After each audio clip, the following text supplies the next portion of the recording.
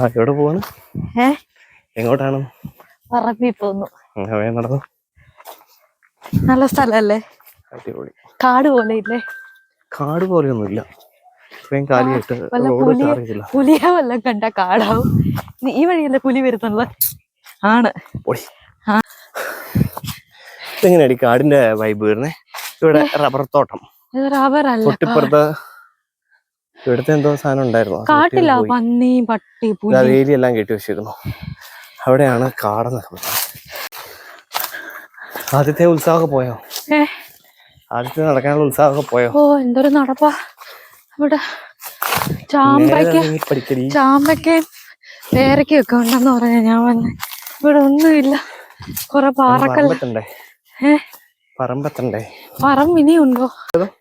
ഇതിലും വേദം കുരിശിന്റെ വഴിക്ക് ചുരം കേറുന്നതാ.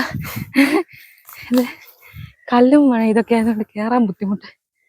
ആദ്യം വരുന്നുണ്ടോ? അല്ല, കുഴപ്പമൊന്നുമില്ല.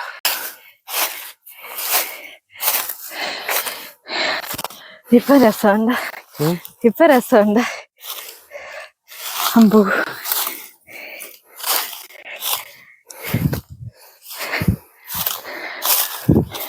പപ്പ എന്നിവിടെ വരെ കയറി വരുമായിരുന്നു. സമ്മതിക്കണം. അങ്ങനെ നമ്മുടെ പറമ്പെത്തി ഗൈസ്.